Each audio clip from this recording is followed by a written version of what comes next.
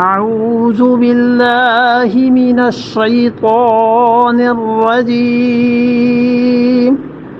بسم الله الرحمن الرحیم. یحذر المنافقون، اور منافق لوگ ڈرتے ہیں، ڈرا کرتے ہیں. اس آیت کو مفسرین کہتے ہیں کہ سوچنا یہ ہے کہ یہ خبر دے رہے ہیں اللہ یا حکم کر رہے ہیں. قرآن پاک میں پہلے بھی کچھ آیات گزری نا ایسی جن میں خبر اور امر دونوں کا تھا کہ اللہ نے یہ خبر دی ہے لیکن حکم کی طرح کی دی ہے. تو خبر اور امر میں فرق ہے. خبر کسی چیز کی دینا کہ یہ ہوا ہے، یہ ہوگا، اور امر یہ کرو. تو بہت سے مفسرین کہتے ہیں کہ یہ خبر نہیں ہے، یہ امر ہے، حکم ہے، اور بہت سے کہتے ہیں کہ خبر ہے. دونوں طرح اس کا ترجمہ دیکھ لیجئے.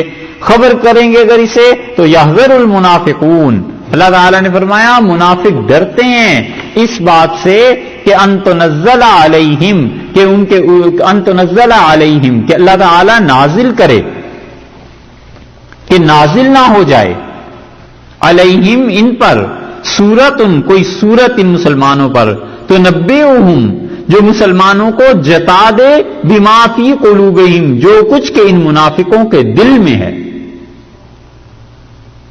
یہ لوگ ڈرتے ہیں منافق اندر سے کہ کہیں رسول اللہ صلی اللہ علیہ وسلم وہی نہ آ جائے، انہیں پتہ نہ چل جائے کہ کیا چیز ہمارے دل میں. قل استہزؤوا، آپ کہیے تم ہنستے رہو، مذاق اڑاتے رہو اس دین کا. ان اللہ مخرجن، اور اللہ یقیناً نکالنے والا ہے ما تحذرون، جس سے تم ڈرتے ہو.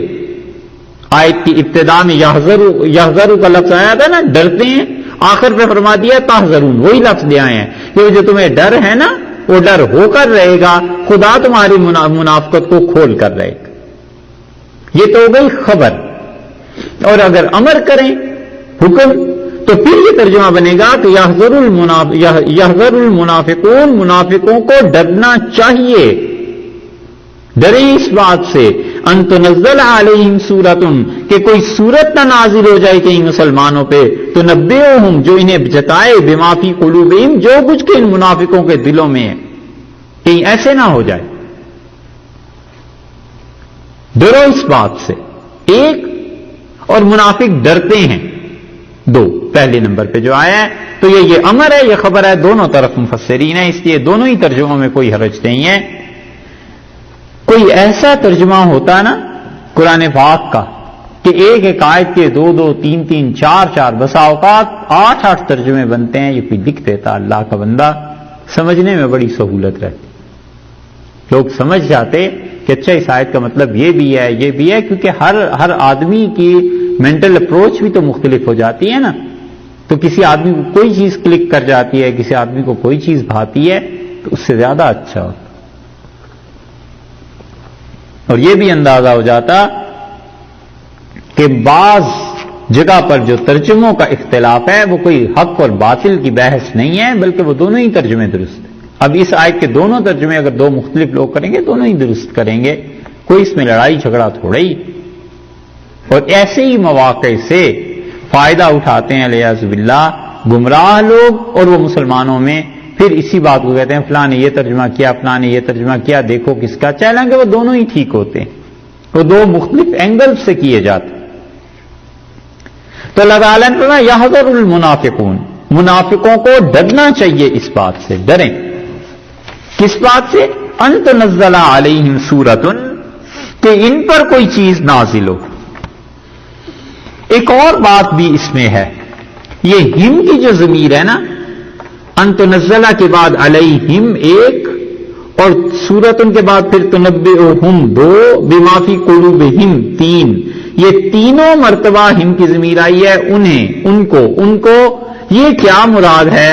یہ بھی بحث ہے. ایک کچھ لوگوں کا خیال یہ ہے کہ سیدھا سادہ اس کا مطلب یہ ہے کہ منافقوں کو اس بات سے ڈرنا چاہیے کہ ان تنزل علیہم، کہ مسلمانوں پر نازل ہو، جیسے کہ بھی ترجمہ کیا صحابہ کرام رضی اللہ عنہ پہ نازل ہو سورتن، کوئی سورت، یعنی نازل تو ہوگی رسول اللہ صلی اللہ علیہ وسلم پہ، وہ اطلاع دیں گے صحابہ رضی اللہ عنہ کو، اور وہ آ کے ان سے بات کریں گے.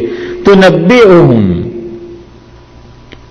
مسلمان جا کر صحابہ رضی اللہ عنہ انہیں نبع خبر دیں گے، جتائیں گے جا کے، بما جو کچھ کے فی قلوبہم جو کچھ ان منافقوں کے دلوں میں ہے، یہ جا کر جتا دیں گے، کہیں گے کہ اللہ نے یہ سورت تمہارے لیے اب نازل کی ہے۔ ایک ترجمہ۔ دوسرا ترجمہ یہ کیا گیا ہے کہ در منافق کے ان تنزل علیہم کہ کوئی ان تنزل کہ نازل کر دی جائے، نازل ہو جائے علیہم ان کے بارے میں، منافقوں کے بارے میں۔ علیہم کا مطلب پہلے تو کیا نا صحابہ رضی اللہ عنہ پر کوئی چیز نازل ہو جائے، اب ترجمہ دوسرا یہ کرتے ہیں کہ منافقوں کو ڈرنا چاہیے کہ منافقوں کے بارے میں کوئی صورت نازل ہو جائے تو نبئہم، اور مسلمان آ کر خبر دیں بما فی قلوبہم جو کچھ کے ان کے دلوں میں ہے، منافقوں کے دلوں میں۔ تو یہ جو پہلا ہم آ رہا ہے اس پہ دونوں آ رہا ہے، کچھ کہتے ہیں اس سے مراد صحابہ رضی اللہ عنہ ہے اور کچھ کہتے ہیں کہ اس سے مراد منافقین ہیں۔ بہرحال دونوں ہی ترجمے درست کیے گئے ہیں۔ اللہ تعالیٰ نے فرمایا کہ ڈرو منافقوں اس بات سے کہ تمہارے لیے کوئی صورت نازل ہو جائے، اور پھر اللہ نے صورت نازل کی کوئی ایک، یہ سورہ توبہ میں ان منافقین کا ذکر ہے، بقرہ میں آپ نے پڑھ لیا ہے، پھر اس کے بعد سورہ نساء میں آیا تھا، اور آگے چل کے اور صورتوں میں آ رہا ہے، سورہ نور میں آ گیا ہے۔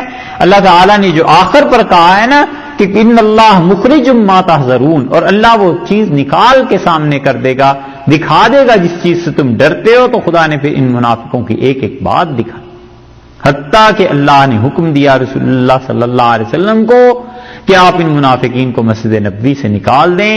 مسلم کی روایت میں آتا ہے رسول اللہ صلی اللہ علیہ وسلم کی اپنی ذاتی طبیعت مبارکہ ایسی نہیں تھی، لیکن اب اللہ کا حکم آ گیا تو جمعے کے دن آپ نے کہنا شروع کیا، آپ نے فرمایا تم منافق ہو، اخرج تم نکلو، اٹھو تم بھی 12 آدمیوں کو رسول اللہ صلی اللہ علیہ وسلم نے نکالا، اور آپ نے فرمایا یہ اللہ کا حکم ہے، تم سب نکل جاؤ تم منافق۔ اور رسول اللہ صلی اللہ علیہ وسلم نے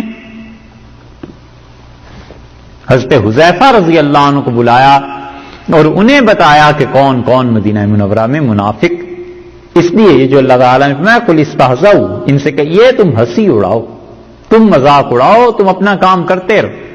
اس کا یہ مطلب نہیں ہے کہ اللہ نے انہیں اجازت دے دی، بلکہ اس کا مطلب یہ ہے کہ جس طرح کہتے ہیں نا تمہیں چھٹی ہے کرو، بھگت لوگے، جیسے نالائکوں کو کہتے ہیں، اس طرح فرمایا کہ تم ہنسی اڑاتے رہو، اللہ ان چیزوں کو ظاہر کر دے۔